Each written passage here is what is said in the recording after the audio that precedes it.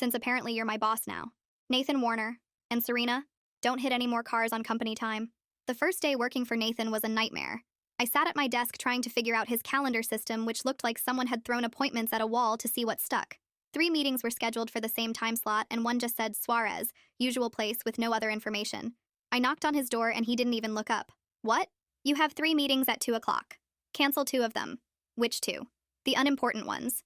I don't know which ones are unimportant because I don't know what any of them are about. Then figure it out. That's your job. The anger hit me so fast I couldn't stop it. My job is to assist you, not read your mind. Unless that was in the job description I missed.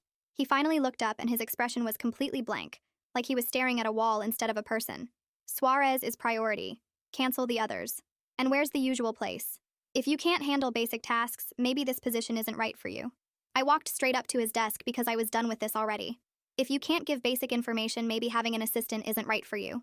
We stared at each other for what felt like forever, and I thought for sure I was about to get fired on my first day. He told me the place in seconds. See how easy that was? I turned to leave and heard him mutter, "Unbelievable." But when I looked back, he was already typing again. 3 days later, I watched him destroy someone in a meeting and I couldn't stay quiet. His CFO had presented quarterly projections, and Nathan listened with that dead expression he always wore, then said, "This is what happens when mediocrity thinks it's excellence. Did you actually analyze these numbers, or just hope I wouldn't notice they're wrong?" The room went completely silent, and the CFO's face turned red. "I ran them 3 times, sir." "Then you failed 3 times. The man gathered his papers with shaking hands, and Nathan just watched like he was observing an ant. After everyone fled, I stayed behind. "What is wrong with you?" He looked up from his laptop. His calculations were off by $2 million. "So tell him to fix it. Don't destroy his entire career in 1 sentence." Nathan tilted his head slightly.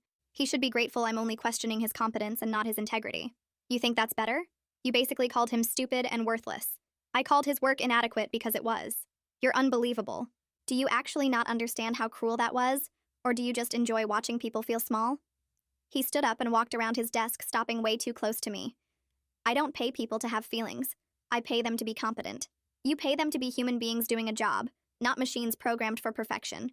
If they want comfort, they can work somewhere else. If you want robots, you should buy a factory."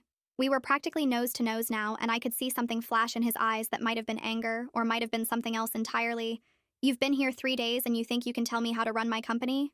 I've been here 3 days and I've watched 3 people leave your office in tears. That's not leadership, it's just bullying with a fancy title. Then quit." The words hung between us, and I realized he was testing me, waiting to see if I'd back down like everyone else. "No. Someone needs to tell you when you're being a monster.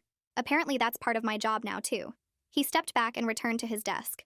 "The CFO's reports are due by 5. Make sure he knows that. A month in